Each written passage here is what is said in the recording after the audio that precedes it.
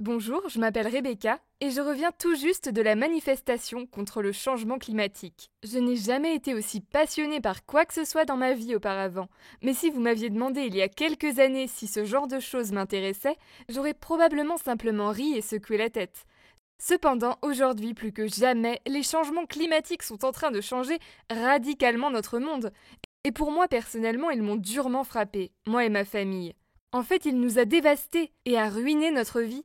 Il n'y a plus de retour en arrière. Nous devons nous battre pour le changement, maintenant. Voici mon histoire. J'espère qu'elle vous inspirera et vous incitera à vous lever et à passer à l'action. J'ai grandi en Floride, et là-bas, nous ne sommes pas étrangers aux ouragans. Mais en 2017, nous avons été frappés par un énorme ouragan, Irma. Eh bien, ça a tout changé.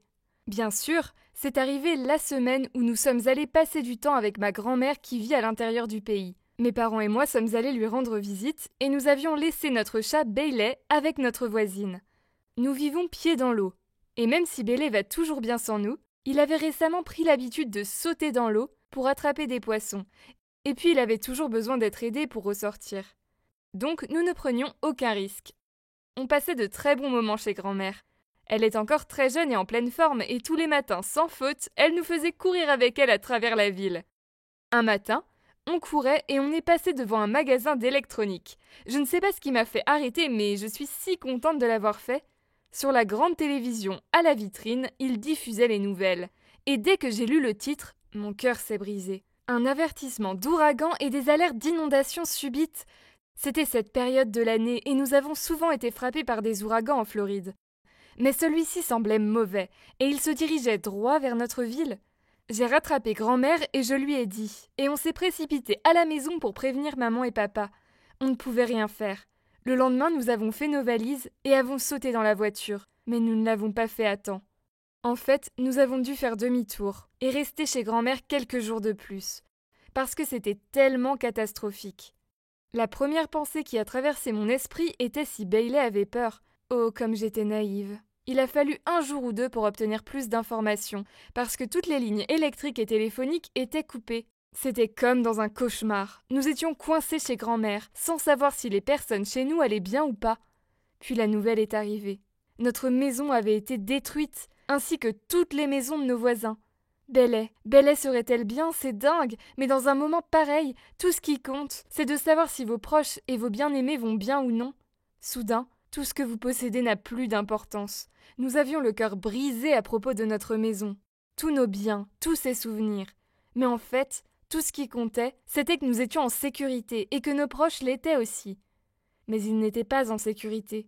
On a reçu un appel de la mère de ma meilleure amie plus tard dans la journée. Elle avait réussi à obtenir le signal téléphonique. Dès qu'elle était au bout de la ligne, on a su que quelque chose n'allait pas. Elle sanglotait et c'est là que j'ai su que quelque chose d'horrible avait dû arriver.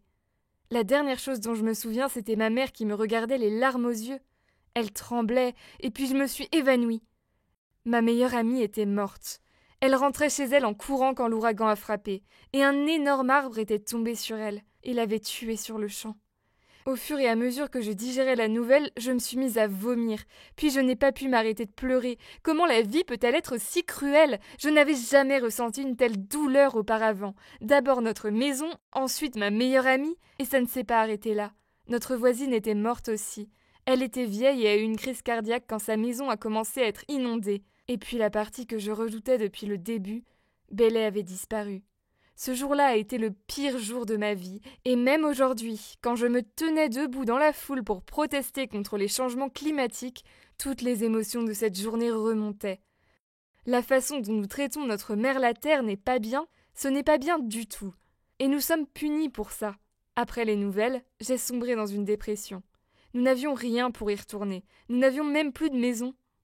Nous sommes restés longtemps chez grand-mère, mais finalement, nous avons dû faire face à la vérité et trouver un moyen de reconstruire notre vie à nouveau. Bailey n'est jamais revenu. Non pas que je m'attendais à ce qu'il le fasse, mais quand même, nous étions bombardés de mauvaises nouvelles après mauvaises nouvelles. C'était sans arrêt. Mais dans mon cœur, je savais que nous ne pouvions pas rester les bras croisés et laisser tout cela arriver à notre précieux monde. Cela a pris du temps, mais un jour, je me suis réveillée et j'ai senti cette passion brûlante en moi. Je voulais voir le changement se produire maintenant. J'ai rejoint tous les groupes sur les changements climatiques que j'ai pu trouver. Et au lieu d'aller à l'université pour étudier la littérature, je me suis inscrite dans un master en changement climatique. L'ouragan Irma a peut-être ruiné la vie de ma famille, la vie de la famille de ma meilleure amie, la vie de ma voisine et celle de tant d'autres personnes, mais il n'allait pas ruiner notre avenir. Avoir une cause à défendre, c'est ce qui me fait sauter hors de mon lit tous les matins. Et si vous ressentez la même chose que moi, alors agissez s'il vous plaît. Notre planète a besoin de votre aide.